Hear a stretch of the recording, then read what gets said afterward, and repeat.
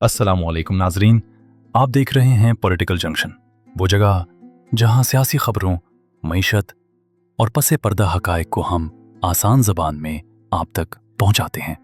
आज की वीडियो में हम बात करने जा रहे हैं एक ऐसी खबर पर जो बज़ाहिर मालियाती दुनिया से जुड़ी है, मगर इसका ताल्लुक बराह रास्त सियासत से भी है।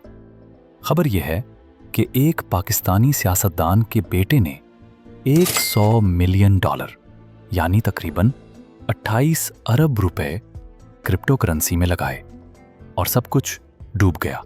ये रकम न सिर्फ हैरानकुन है बल्कि ये पूरे निज़ाम पर सवालात भी उठा रही है। आखिर ये पैसे गए कहाँ और क्या वाकई अली डार साहब इस मामले का हिस्सा हैं? ये मामला इस वक्त खबरों की जीनत बना जब सीनियर सहाफ़ी नदीम मलिक ने अपने प्रोग्राम में इंकिशाफ किया कि एक मारूफ सियासी शख्सियत के बेटे ने क्रिप्टो करेंसी में सरमायाकारी की और इसमें $100 मिलियन का नुकसान हुआ। उन्होंने बराह रास्त किसी का नाम नहीं लिया, लेकिन कुछ ही देर बाद सोशल मीडिया और तबसरों में एक ही नाम ज़ेर बहस आने लगा। किसी अहम सियासी शख्सियत के बरखुरदार के क्रिप्टो में पैसे डूब गए, तो अब पूरा पाकिस्तान उसके ऊपर अपनी अपनी राय भी दे रहा है और बहुत से लोग उसके ऊपर सवाल भी पूछ रहे हैं।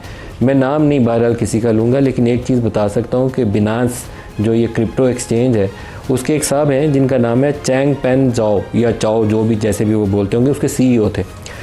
ये इनके साथ मिलके कोई रियल स्टेट के अंदर भी पैसा डालना था और कुछ बड़े बड़े सियासी लोग थे ताकतवर, उन्होंने भी पैसा इकट्ठा डाला और एक प्लैनेट, क्रिप्टो प्लैनेट के नाम से उन्होंने पैसा सोचा कि इसके ज़रिए बनाते हैं और पैसा डबल ट्रिपल हो जाएगा, घुमाएंगे भी तो फिर ये रियल स्टेट के कुछ मंसूबे भी करेंगे। ये जो साहब चाओ हैं, ये CZ या CZ के नाम से ज़्यादा मशहूर है।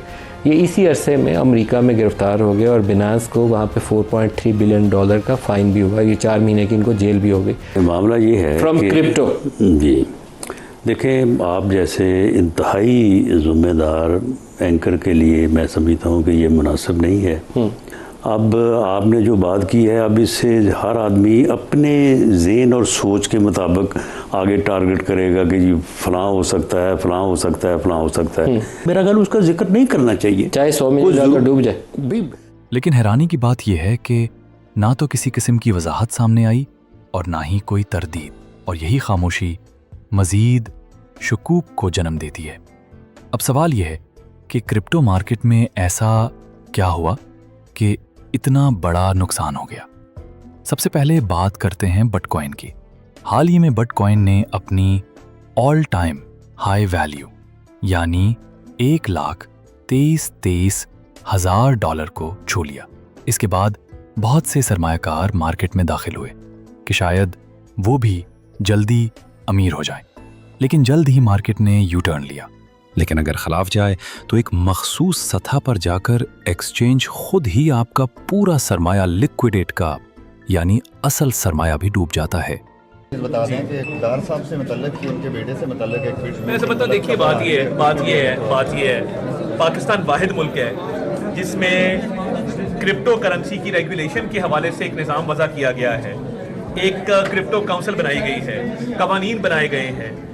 क्रिप्टो की एक ग्रोथ है पाकिस्तान के अंदर, उसके मतलब बगैर तहकीक के बात करना, किसी पे बिला वजह इल्ज़ाम लगा देना, मैं ये समझता हूँ कि दुश्मन का एजेंडा ये पाकिस्तान का नहीं है, क्योंकि पाकिस्तान की इकॉनमी ग्रो कर रही है तो शायद उनको हजम नहीं हो रहा, वो वज़ीर ख़जाना रहे हैं तो उस तक। पूरी कहानी से एक बड़ा सबक मिलता है, क्रिप्टो कोई खेल नहीं है, ना ही कोई जादू की छड़ी है जो आपको रातों रात अमीर बना दे। ये एक इंतहाई गैर यकीनी और उतार चढ़ाव वाली मार्केट है जहां तजर्बा, इल्म और सब्र सब कुछ होता है। और अगर इतना बड़ा नुकसान एक सियासी घराने के फर्द को हो सकता है तो सोचें कि एक आम पाकिस्तानी कहां खड़ा है।